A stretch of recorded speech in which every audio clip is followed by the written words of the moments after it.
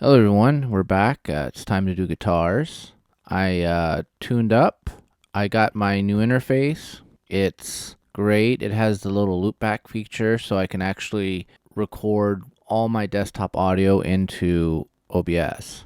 So no more wires going from one computer to the next. It's all good and I'm happy. So I got the Evo 8, the Audient Evo 8, and I love it. And so far working great compared to the Scarlett 2i2. It's not as loud on the speakers or headphones. They're both bus powered. This is actually USB-C bus powered.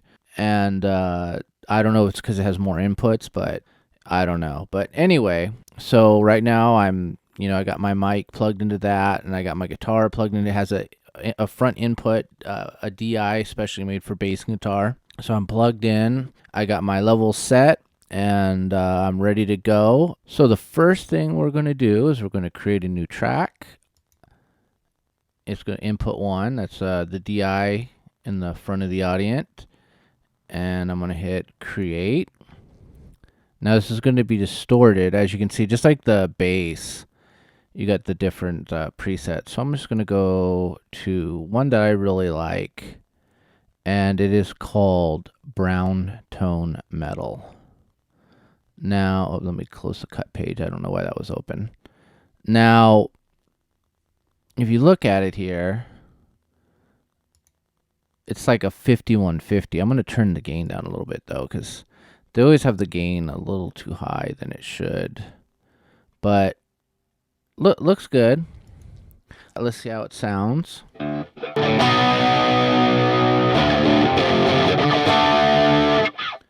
Sounds good.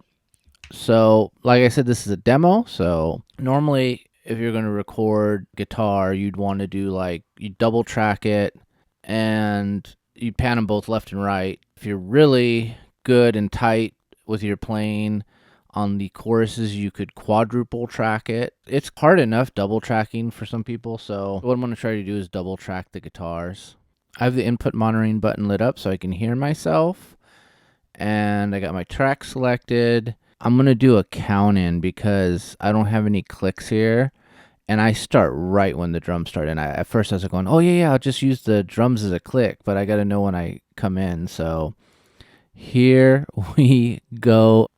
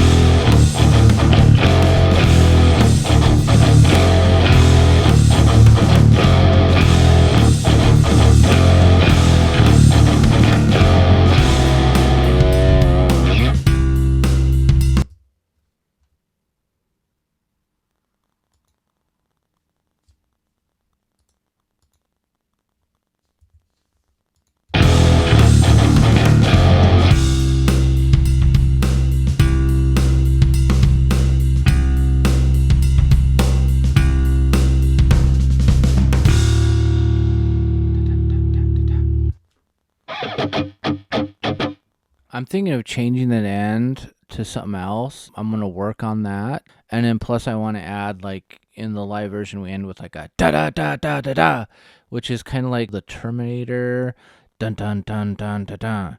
It's that same rhythm. Now I want to do the second guitar track. Okay, so when you do a double track, we're going to open up new guitar track. Same thing. I want to pick a different guitar tone so that way when it's panned left right, it's not too similar. And they'll they'll complement each other. So let me turn this off and let's see how this one sounds. So here we go.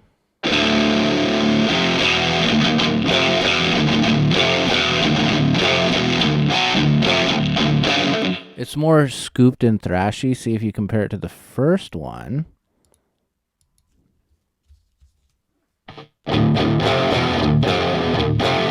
So they'll complement each other when they're both panned left and right. So what I'm going to do is record this second guitar track, and hopefully it goes well.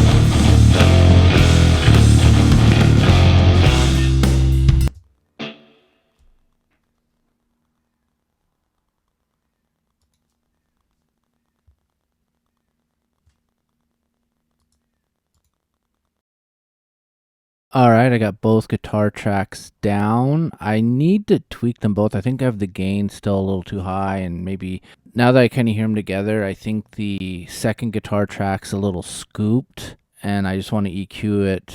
I want to make it less scoop. Still have a little bit of a scoop, but maybe less scoop. But here's what it sounds like.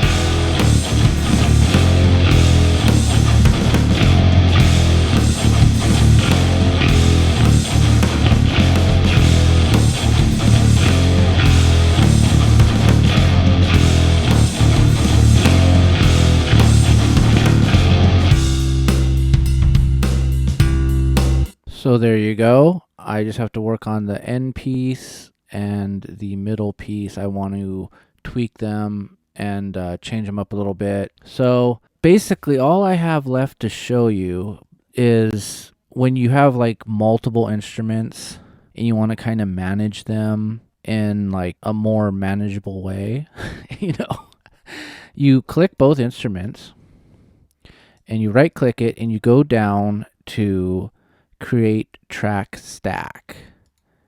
And you want the summing stack, right? So you go to summing stack, and now you have, let's, whoops, what did I just do? Let's make this a guitar. Where's the Telecaster? There you are. And you can change the name, say like, so guitar. And so what that does, oops, I created a extra track there. So what that does is say, in Halcyon, we have a ton of guitar tracks. You record this little part separately, you record that other little part separately. So when you do that, you have a bunch of guitar tracks you have to kind of deal with at once. So when you just want to turn all the guitars down at once, you got like a little bus fader here. Also, say if I wanted to add like a little compression or reverb, like it's a bus, so I could literally send, put compression, and all my guitars would go in there and get the same compression. So it works just like a guitar bus.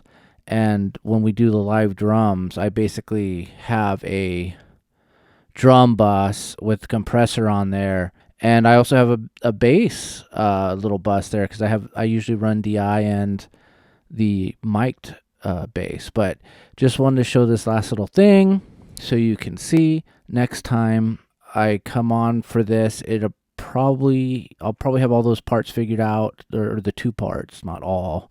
Sounds like a lot when you say all. It's 2 parts. And then I'll have hopefully vocals. Maybe I'll try to capture a vocal take. I gotta either do that at the garage or maybe in my car. So maybe I'll try to wrangle a place to do some quick and dirty vocals. Anyway, hope you enjoyed it and have a good one.